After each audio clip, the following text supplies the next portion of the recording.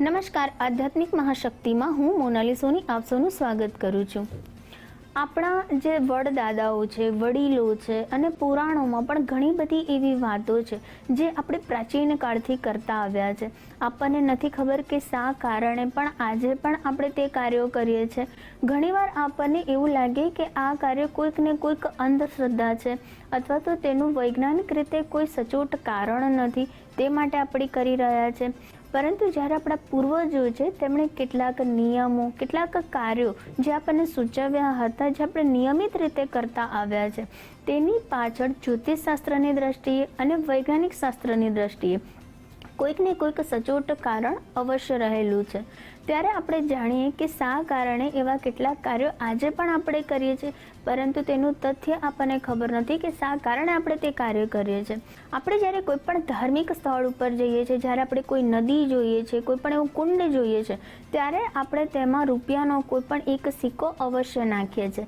તેની પાછળનું કારણ આપણને ખબર નથી કે શા કારણે આપણે આ સિક્કો નદીમાં નાખીએ છીએ। જ્યારે આપણને એવું લાગે છે કે નદીમાં સિક્કો નાખવાથી આપણી કોઈ ઈચ્છા, આપણી કોઈ વિશ છે તે પૂરી થઈ જશે, આપણને ભગવાનના આશીર્વાદ મળશે, પરંતુ જ્યારે વૈજ્ઞાનિક રીતે અને આપણા પૂર્વજોની દ્રષ્ટિએ પ્રાચીન કાળથી થતું આ જે કાર્ય છે તેનું આપણે જો સચોટ નિદાન જોઈએ તો એવું કહી શકાય કે પહેલાંના જમાનામાં જે આ ધાતુ, જે સિક્કાઓ જે અત્યારે આપણા બને છે તે તાંબાની ધાતુમાં બનતા હતા અને તાંબુ આપણા શરીર માટે શ્રેષ્ઠ ઔષધિ છે।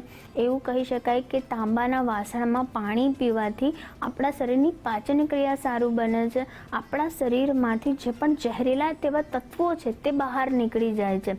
માટે પહેલાંના જમાનામાં જે પાણીના મુખ્ય સોર્સ જે નદી છે, તાલાબ છે, કુંડ છે તે માનવામાં આવતા હતા। તાંબાનો સિક્કો નદીમાં નાખવાથી તે જળની શુદ્ધિ થતી હતી અને તેના કારણે તે જળ જે છે તે શુદ્ધ બને છે, ઔષધીય બને છે અને આવા જળનું સેવન કરવાથી આરોગ્ય માટે શ્રેષ્ઠ લાભ થાય છે। માટે પહેલાંના જમાનાના લોકો સિક્કો જે છે તાંબાનો તે પાણીમાં નાખતા હતા, પરંતુ હવેના સિક્કાઓ સ્ટેનલેસ સ્ટીલના બની ગયા છે।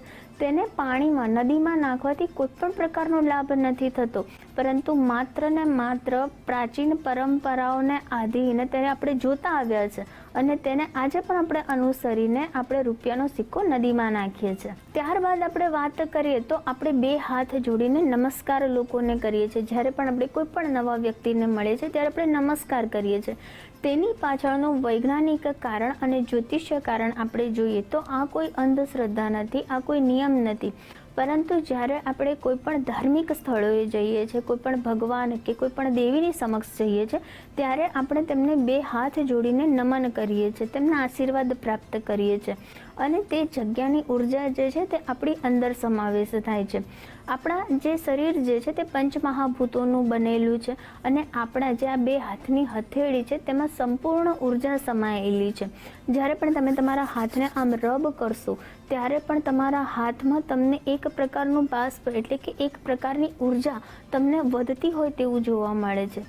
જ્યારે પણ તમે કોઈ પણ વ્યક્તિને નમસ્કાર કરો છો ત્યારે તેનો મતલબ એવું છે કે તમે તમારી ઉર્જા જે છે તે સામેવાળા વ્યક્તિને એક ભેટ સ્વરૂપે પ્રદાન કરી રહ્યા છો। જેવી રીતે આપણે ધાર્મિક કોઈ પણ સ્થળોએ દેવી દેવતાઓને નમન કરીને તેમની ઉર્જા આપણી અંદર સમાવીએ છીએ, તેવી જ રીતે તે ઉર્જાને આપણે સામેવાળા કોઈ પણ વ્યક્તિને ભેટ સ્વરૂપે સમર્પિત કરીએ છીએ।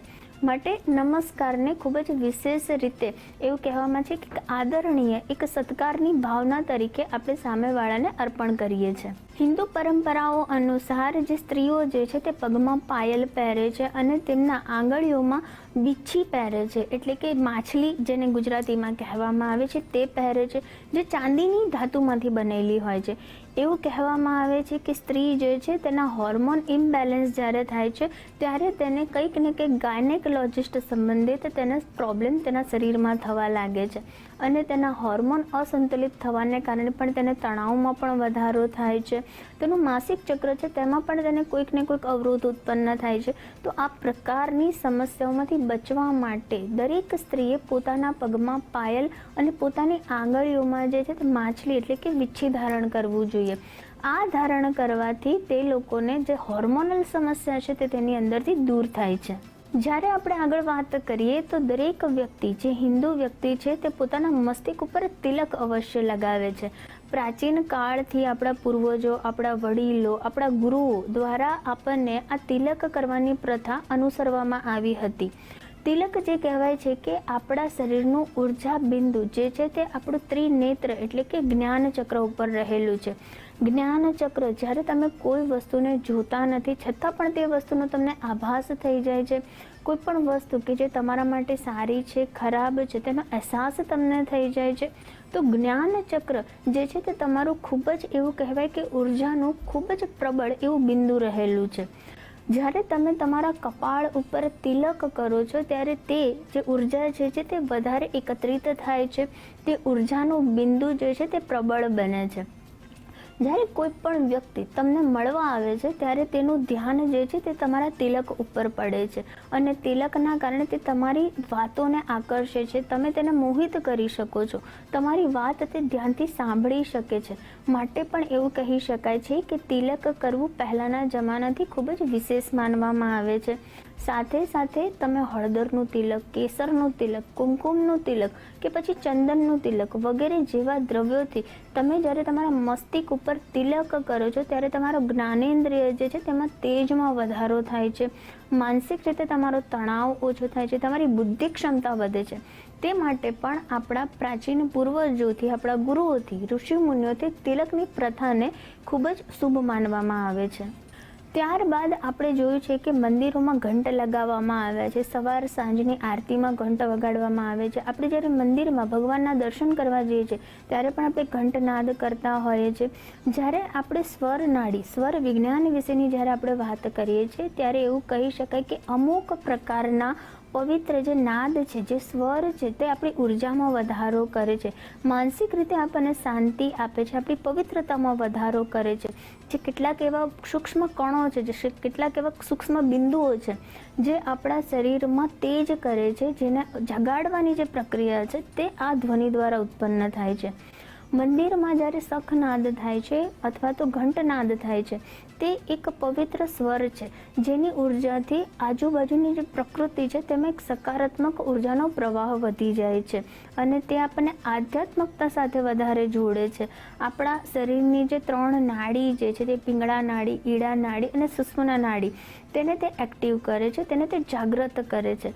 માટે કેટલાક પ્રકારના જે આધ્યાત્મિક સ્વર છે, ઘંટનાદ છે, શંખનાદ છે, તેને સાંભળવાથી પણ તમારા જે 7 ચક્રો જે છે તેનું બ્લોકેજીસ દૂર થાય છે, તે એક્ટિવ થાય છે.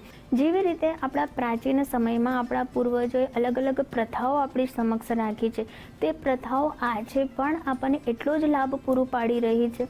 માટે આ પ્રથાઓને તમે શ્રદ્ધા ગણો કે પછી અંધશ્રદ્ધા ગણો, જ્યોતિષ ગણો કે પછી વિજ્ઞાન ગણો, ગમે તે રીતે પણ તે તમને અચૂકથી ફાયદો તો આપી જ રહી છે. માટે તેનું જે સચોટ કારણ છે તે જાણીને તેનો ઉપયોગ કરવાથી આવી ઘણી બધી પ્રથાઓ છે તે આપણને લાભ આપે છે. ઘણી એવી પ્રથાઓ છે જે સમય જતાં પ્રાચીન કાળથી જે આપણે કરતા આવે છે તે કેટલીક લુપ્ત પણ થઈ ગઈ છે. અંધશ્રદ્ધાઓ માનીને ઘણી એવી પ્રથાઓ આજે પણ આપણે નથી કરી રહ્યા, પરંતુ આપણા પૂર્વજો, આપણા ઋષિ મુનિઓ એટલા બધા જ્ઞાની હતા કે તેમના દ્વારા શરૂ કરવામાં આવેલી પ્રથાઓ ક્યાંક ને ક્યાંક તો આપણને ફાયદો અચૂક આપે જ છે. તો આ સાથે હું રજા લઉં છું. નમસ્કાર.